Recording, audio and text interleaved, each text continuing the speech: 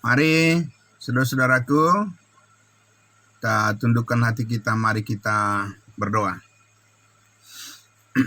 Sungguh benar Bapa di surga, pujian dan syukur kami naikkan kepadamu, sebab Engkau sangat baik dan selalu baik dalam setiap hal dan dalam segala perkara dalam kehidupan kami.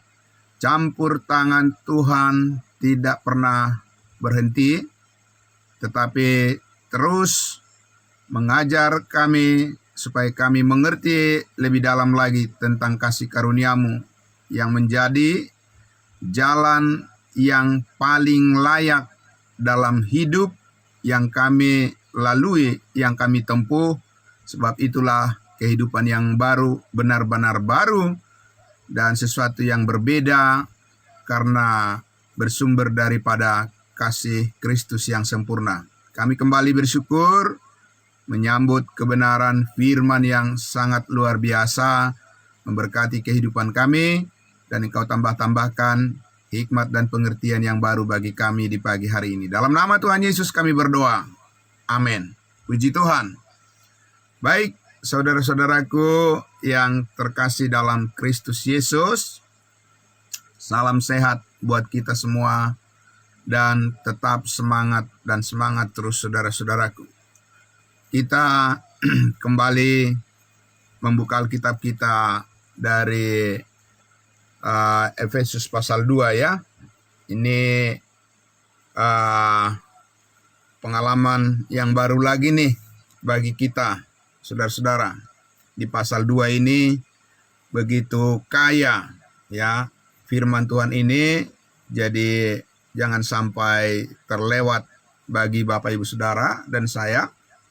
Kita akan sama-sama menelusuri bagian-bagian yang akan menambahkan lagi pemahaman, pengertian, kedalaman akan keyakinan kita tentang kebenaran yang sudah kita banyak dengar di pasal 1.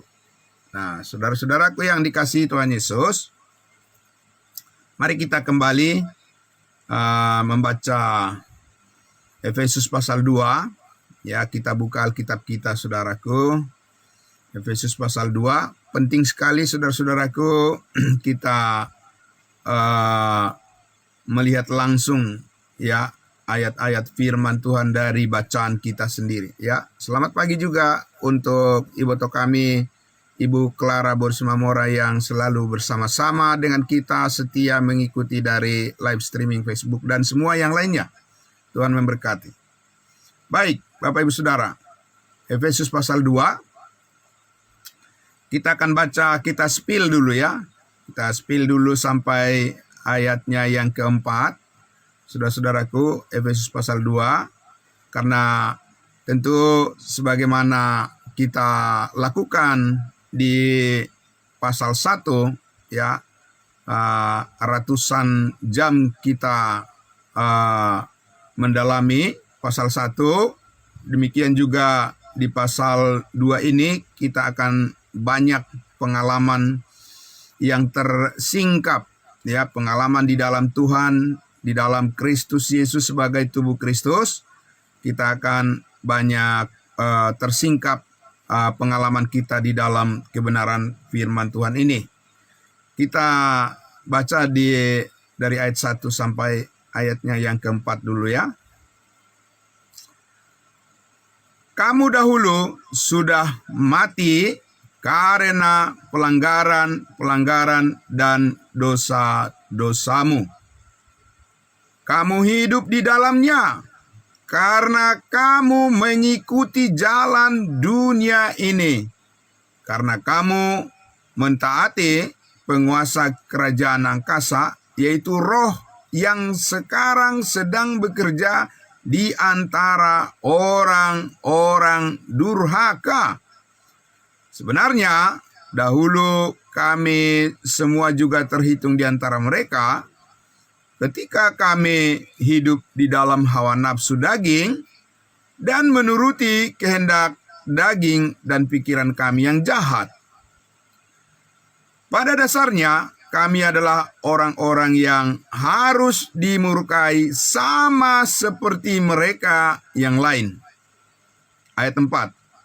Tetapi Allah yang kaya dengan rahmat, oleh karena kasih-Nya yang besar, yang dilimpahkannya kepada kita, ayat 5, telah menghidupkan kita bersama-sama dengan Kristus, sekalipun kita telah mati oleh kesalahan-kesalahan kita, oleh kasih karunia kamu diselamatkan.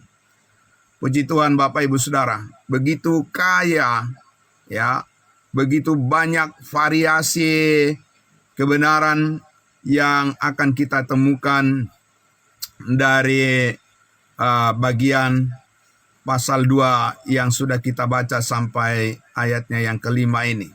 Saudaraku yang dikasihi Tuhan Yesus, kemarin kita sudah mulai dari ayat 1, bahwa berapa miliar manusia yang sedang hidup di dunia ini, Bapak Ibu Saudara, di berbagai belahan dunia, saudara-saudara. Ya, saudaraku, diperkirakan ya mungkin lebih dari 7 miliar manusia yang penduduk bumi yang ada sekarang ini, Bapak Ibu Saudara. Dan Paulus mengatakan bahwa semua orang karena dosa, karena pelanggaran dan dosa-dosa, karena akibat dosa adalah maut, maka kondisi manusia itu hidup hanya secara daging, dan mereka disebut sebagai ya orang-orang yang pada dasarnya dalam keadaan mati. Dan saya ingat dulu istilah yang diberikan oleh pengajar kita, guru-guru besar kita dulu, ya 30 tahun yang lalu, namanya adalah penilik Dr. George Bawole, seorang hamba Tuhan yang sangat luar biasa, setia dan saleh hidupnya. Memberikan istilah dulu dalam khotbahnya, beliau katakan, ya sekarang ini kita hidup di antara orang-orang yang sudah almarhum, ya sudah almarhum, ya saudara-saudaraku. Dan kita dulu juga adalah almarhum, karena kita dulu mati secara rohani. Dan semua orang yang belum diselamatkan itu adalah almarhum, karena walaupun bernafas dan kelihatan happy, ya kelihatan bahagia dan kelihatan bisa melakukan segala sesuatu yang mereka inginkan, sibuk setiap hari, ya Bapak Ibu Saudara, sibuk sangat luar biasa, kelihatan sangat aktif dan proaktif, ya, dan banyak kemajuan-kemajuan secara dunia yang dibangun di sana sini, ya segala kegemerlapan dunia yang ditampilkan, ya kemajuan-kemajuan yang diraih dengan segala pendidikan, teknologi, pembangunan, pendidikan dan segala macam itu, Bapak Ibu Saudaraku. Namun itulah pekerjaan dari orang-orang yang masih sangat memprihatinkan di hadapan Tuhan. Di hadapan Tuhan, Bapak Ibu Saudara. Kalau di hadapan manusia mungkin itu sangat luar biasa lah, banyak yang memuji-muji, ya, banyak aplaus, tepuk tangan, banyak sorakan, dan banyak kekaguman yang bisa dilihat dari penampilan-penampilan hidup manusia yang ditampilkan secara sedemikian memukau.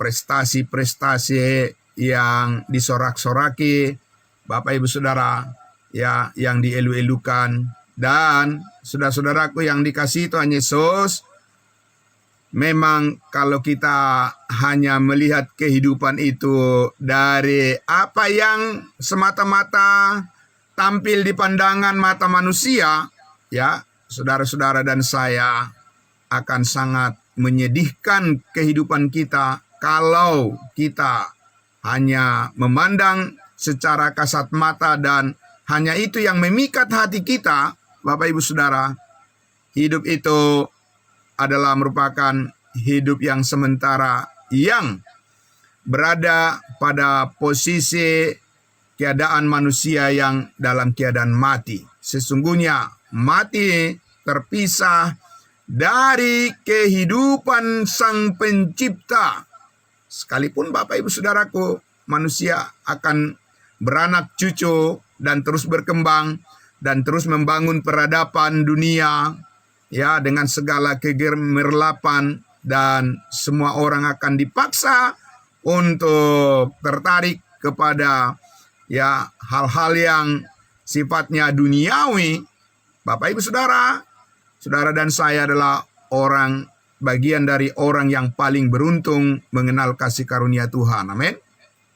Ya, saudara-saudara, tanpa saudara pernah mendengarkan, tanpa saudara dan saya pernah diperdengarkan, ya, Injil keselamatan, firman kebenaran yang mengubah secara drastis kehidupan saudara dari keadaan di mana dahulu saudara dan saya adalah mati, dan di ayat 4 dikatakan tadi, tetapi Allah yang kaya dengan rahmat oleh karena kasih-Nya yang besar yang dilimpahkannya kepada kita, telah menghidupkan kita bersama-sama dengan Kristus sekalipun dahulu kita telah mati oleh karena pelanggaran dan dosa-dosa kita.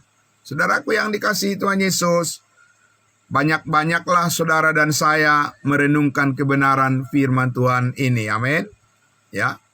Semakin dalamlah kecintaan saudara dan saya, ya, bukan kepada sebuah organisasi gereja, bukan kepada sebuah komunitas kelompok manusia dengan level tertentu, bukan VVIP, ya, bukan orang-orang yang ingin saudara pandang lagi, ya, tetapi kasih Tuhan yang begitu besar luar biasa telah menyelamatkan hidup saudara dan saya, dan tidak ada yang bisa menukar hal itu. Dan jangan pernah saudara dan saya lagi menjadikan alasan-alasan duniawi untuk menyingkirkan dan untuk mengabaikan berkat Tuhan yang telah saudara dan saya terima saat ini. Karena sekarang kita telah dihidupkan kembali, amin. Dihidupkan kembali, mempunyai hubungan yang sangat luar biasa kaya dengan Yesus Kristus, Tuhan pemilik kehidupan dan pencipta segala sesuatu, baik dahulu dan sekarang dan yang akan datang selama-lamanya. Dialah yang berkuasa, baik di bumi maupun di surga, untuk menghakimi semua orang tanpa kecuali dengan porsi masing-masing. Dan bersyukur karena saudara dan saya sudah mendengarkan firman kebenaran Injil kasih karunia Allah. Karena tanpa manusia membuka telinganya, tanpa adanya, ya, orang yang bersedia hatinya dengan kerendahan hati membuka telinga, membuka hati dan pikirannya untuk menerima, meresponi, mendengarkan pemberitaan Injil yang diberitakan oleh Rasul Paulus, Bapak Ibu Saudara, tidak ada perubahan yang terjadi dalam kehidupannya dan tidak akan ada terjadi apa-apa baginya. Dia akan tetap menjadi orang yang mati, almarhum di hadapan Tuhan. Tapi saudara dan saya, karena kita percaya Yesus Kristus telah mati mengampuni segala dosa kita. Sekali lagi saudaraku, segala dosa kita, bukan sebagian, bukan beberapa. Saudara, semua dosa kita, tuntas semuanya. Siapa yang mengatakan itu? Yesus yang mengatakan itu dan mendeklar, ya saudara, secara tegas, benar dan konsisten Yesus mengatakan di atas kayu salib, hasil daripada pengorbanan sengsara yang dialami oleh kerelaan hatinya, Yesus memikul salib kita, dan segala hukuman ditimpakan kepadanya yang seharusnya itu adalah bagian dari kematian kita, konsekuensi daripada dosa dan pelanggaran kita. Berapa banyak dosa yang telah dilakukan oleh saudara dan saya, ya, saudaraku. Tapi Yesus mengatakan di atas kayu salib itu semua sudah selesai, amin. Sudah final, saudara. Saudara tidak perlu khawatir dan takut lagi tentang dosa-dosa saudara dan saya. Ada Roh Kudus, ada kasih karunia Allah, ada kebenaran Allah, ada Tuhan Sang Pencipta, Yesus Kristus yang sudah mati, dikuburkan, dan bangkit dan naik ke surga, yang memelihara hidup saudara dan saya. Dan hidup itu adalah hidup yang baru yang dipenuhi dengan kekuatan dan sukacita, damai sejahtera. Amin. Bayangkan itu setiap hari Bapak Ibu Saudara, ya.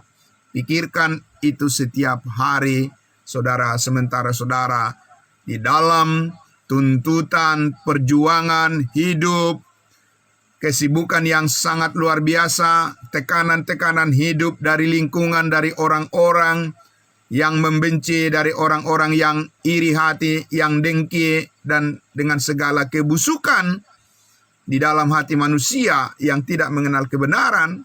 Saudara dan saya hidup di tengah-tengah mereka yang hidup dalam kegelapan.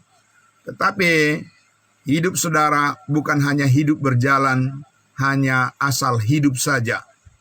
Itulah orang-orang yang disebut tadi mati karena dosa dan pelanggaran. Itu hanya asal hidup saja, hanya menunggu hari-hari di mana kematian akan menjemput. Orang-orang yang tidak mengenal keselamatan itu akan langsung dijemput oleh maut dan hidup selama-lamanya di bawah hukuman, bahkan sampai pada akhirnya di lautan api neraka yang kekal.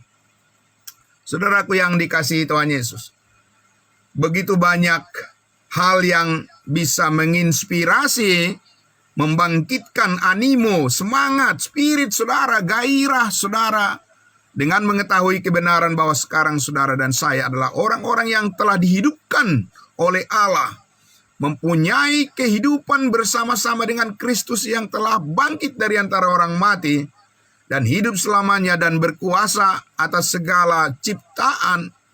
Kuasa itulah yang saat ini sedang bekerja di dalam diri saudara dan saya, karena telah dimeteraikan dengan Roh Kudus ketika dan sejak saudara percaya kepada Injil keselamatan, yaitu Injil keselamatanmu. Dan mulailah saudara dan saya hidup dalam hidup yang baru, hidup yang bergairah, amin.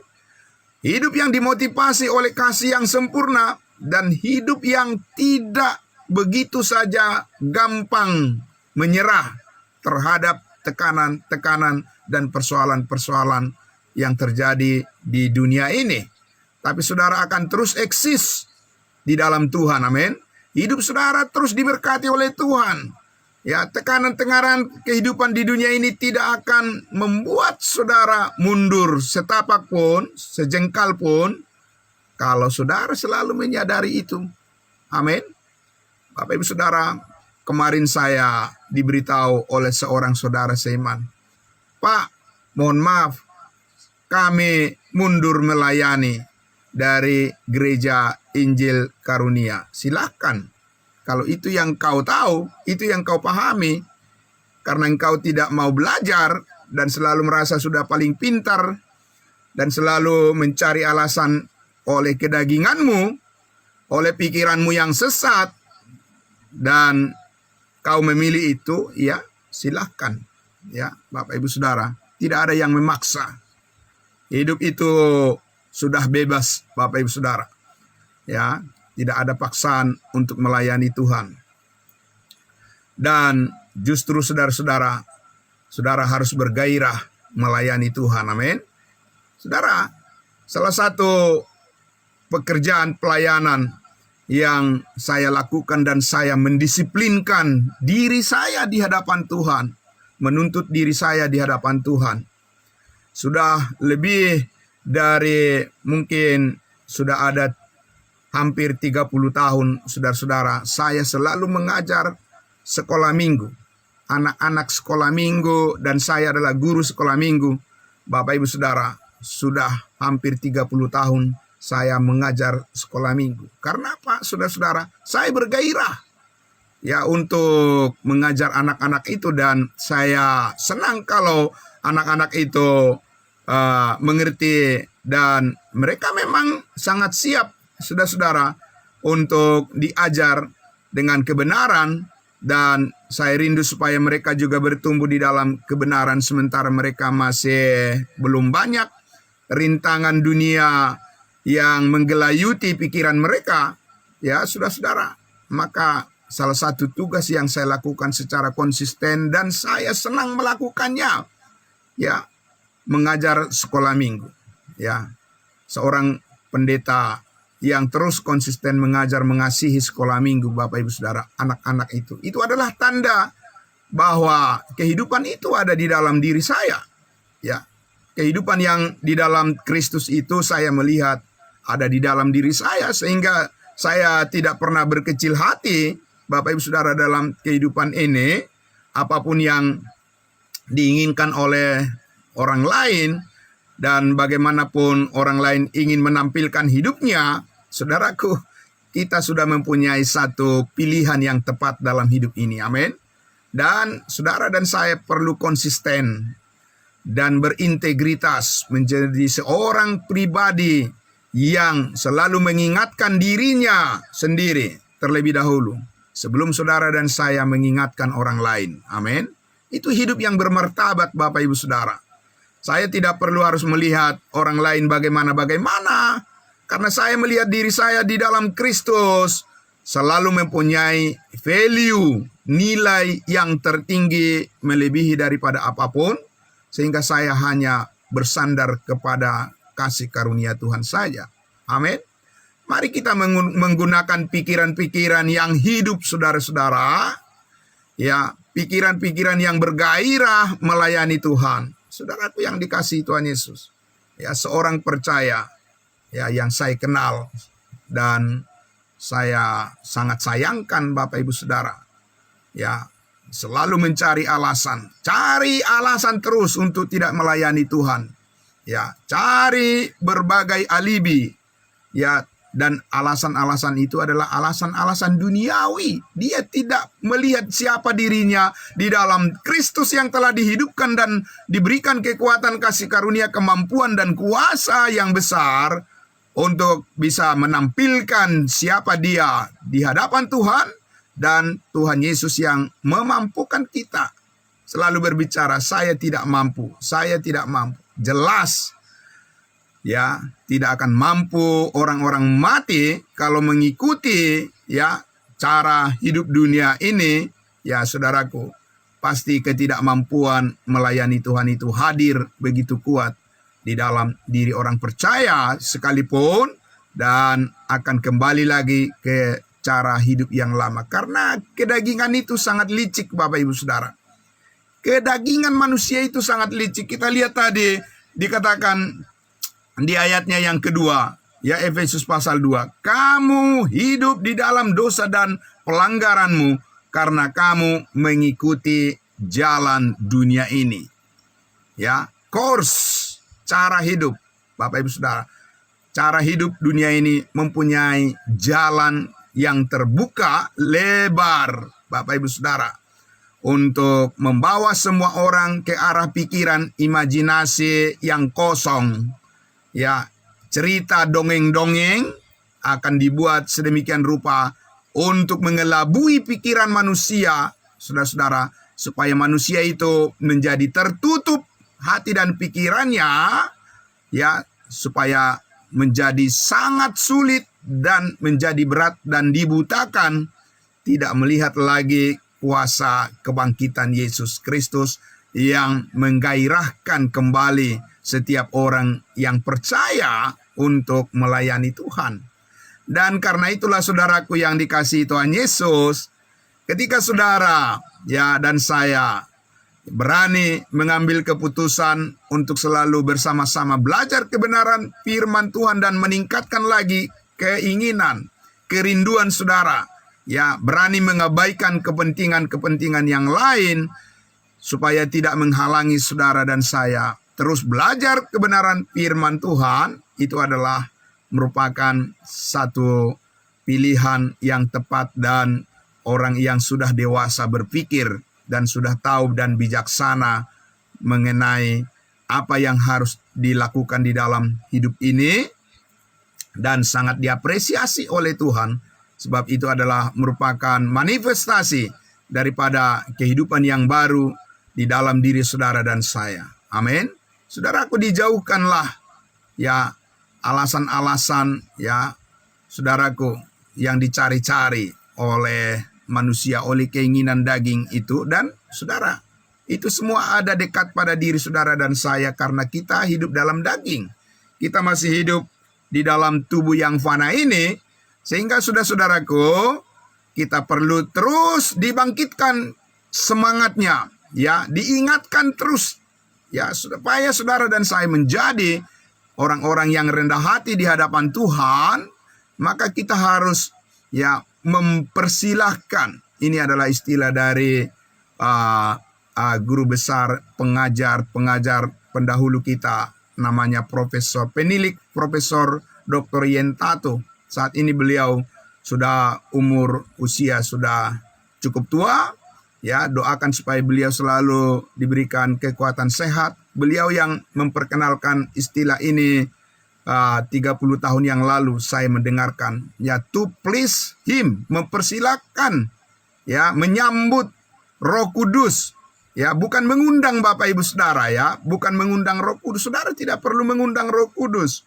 Karena Roh Kudus itu sudah berdiam, dimeteraikan, di dalam diri saudara, di dalam hati saudara dan saya, dan permanen. Sebagai bukti penyertaan Tuhan di dalam hidup saudara adalah Roh Kudus berdiam di dalam diri saudara secara permanen, dan dia tidak akan meninggalkan saudara dan saya, tidak akan pergi, tapi menyertai, untuk memberikan penghiburan, sukacita, damai sejahtera, kasih, kelemah lembutan, kerendahan hati, buah roh, 9 buah roh, untuk ditanamkan di dalam hati dan pikiran saudara, untuk bisa saudara menerapkan di dalam hidup kita ini, setiap panggilan Allah untuk melayani, panggilan Allah untuk bersaksi kepada semua orang, panggilan dari Allah untuk saudara mengasihi satu dengan yang lain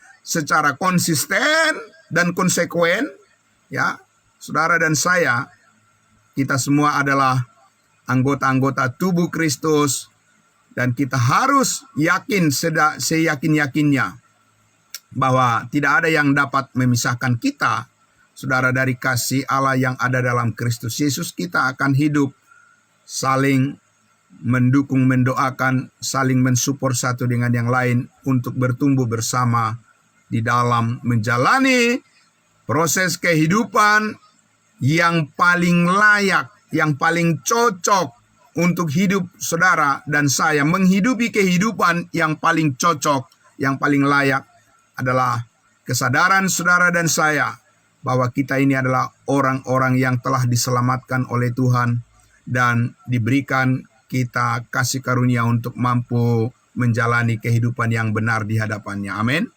Saudara-saudaraku yang dikasihi Tuhan Yesus, itu sebabnya kalau saudara membaca kitab-kitab yang ditulis oleh Rasul Paulus dari Roma sampai Filemon, itu adalah merupakan nutrisi, suplemen, mensuplai kekuatan batin bagi saudara dan saya. Dan Paulus akan kita baca, saudara-saudaraku, di surat-surat Rasul Paulus itu begitu banyak nasihat-nasihat yang menggairahkan kehidupan rohani saudara dan saya untuk tetap bersyukur kepada Tuhan, Dan Paulus salah satu dia katakan, janganlah hendaknya kerajinanmu kendor. Amin. Tetapi biarlah rohmu menyala-nyala. Amin. Ya, menyala abangku katanya. Ya, menyala saudara-saudara. Bukan redup Bapak Ibu Saudara. Bukan kelap-kelip. Ya, bukan tergantung mood. Ya, saudaraku. Ya, kalau manusia di dunia ini ada satu nasihat atau kata-kata yang sering diulang-ulang saudara dari para filsuf atau para psikolog, ya, mereka menyarankan supaya manusia hanya percaya kepada kata hatinya saja. Sedangkan hati dan pikiran manusia itu udah tercemar dengan dosa Bapak Ibu Saudara.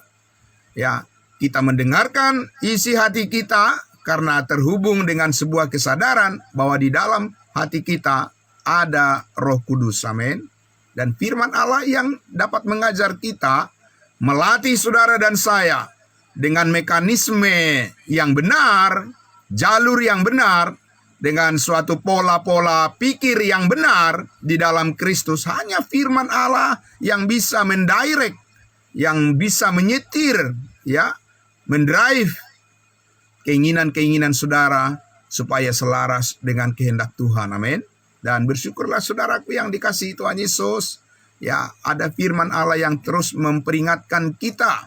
Sekalipun keinginan daging kita, saudaraku, ingin memuaskan keinginan dan kesenangannya, tapi saudara bertempur di dalam sebuah pertempuran peperangan rohani saat ini, besok dan sampai Tuhan Yesus datang, saudara dan saya, ya, harus terus menyerahkan segala keinginan kita dibentuk oleh Tuhan, ya, supaya pola-pola pikir yang lama, pola-pola kehidupan yang mati, ya, saudara dan saya bisa diubahkan terus dan bisa bergairah untuk melayani Tuhan tanpa berhenti, tanpa kemunduran, ya, dan semangat juang kita harus kita serahkan dan takluk kepada kehendak daripada Allah, Tuhan kita Yesus Kristus saja. Amin.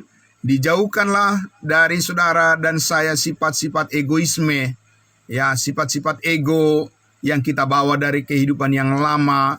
Saudaraku, biarlah Roh Kudus memperbaharui hati dan pikiran saudara, dan kita memerlukan firman Allah setiap hari untuk menyentuh bagian daripada, ya, kehidupan kita yang penuh dengan kelemah lembutan. Roh Kudus mengerjakan itu menjadi sebuah kekuatan yang tidak berkesudahan, ya, merupakan satu cahaya, ya, kehidupan yang baru, terang daripada Kristus menyinari hati dan pikiran saudara, sehingga saudara dan saya akan tetap mampu bertahan. Tidak semudah itu menyerah dengan alasan-alasan duniawi, ya, saudaraku, ya, yang dikasihi Tuhan Yesus.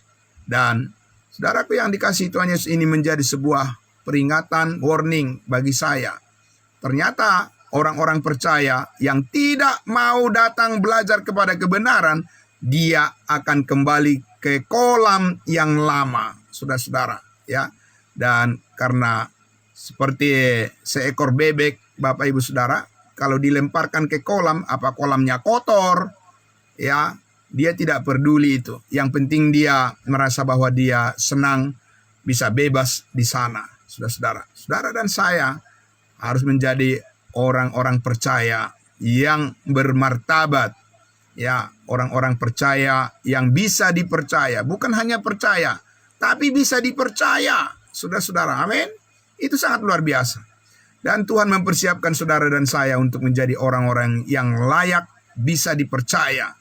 Ketika saudara dibutuhkan oleh orang lain untuk menolong mereka, saudara dan saya harus rela, siap untuk bisa berbagi kebenaran kepada mereka. Karena itulah contoh dari kehidupan yang sudah diubahkan oleh kasih Allah di dalam Yesus Kristus Tuhan kita.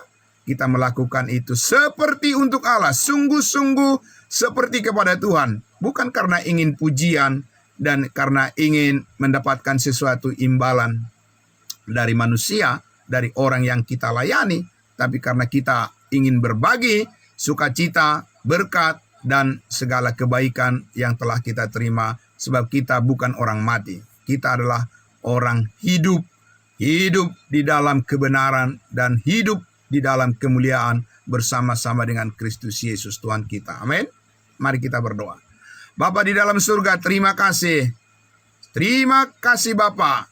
Terima kasih Tuhan kami Yesus Kristus. Engkau adalah benteng kehidupan untuk kami sanggup bertahan menghadapi berbagai godaan, rintangan, hambatan, dan segala kebutaan dunia.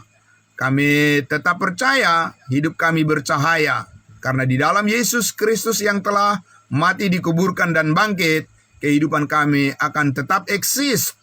Tidak ada yang dapat menghempaskan dan membuang kami dari kehidupan ini. Adalah kehidupan yang penuh dengan kebanggaan di dalam Tuhan. Kami bangga di dalam Tuhan, karena di dalam Tuhan Yesus kami melihat diri kami tidak akan punah, tidak akan pernah habis, tapi akan selalu menyala. Dan kami percaya kebenaran kasih karunia Allah ini kami miliki, karena kami mendengar dan mempercayai kuasa Yesus Kristus, kuasa salibmu dan kebangkitanmu adalah merupakan pengharapan dan hidup yang sebenarnya, tempat kami untuk berkarya senantiasa, berkarya dalam hidup kami ini. Dan kami percaya itulah cahaya kemuliaan Kristus yang terpancar dari setiap kehidupan kami sebagai tubuh Kristus. Kami harus selalu bersatu hati. Kami harus selalu menjaga kesatuan kami di dalam Yesus Kristus Tuhan kami, supaya kami bisa menyaksikan semua kebenaran-Mu dengan penuh sukacita bagi berkat keselamatan semua orang yang percaya kepada-Mu. Terima kasih Bapa dalam surga, di dalam nama Tuhan Yesus kami berdoa. Amin. Amin. Terima kasih. Puji Tuhan. Selamat pagi saudara-saudaraku. Tuhan memberkati kita semuanya. Salam.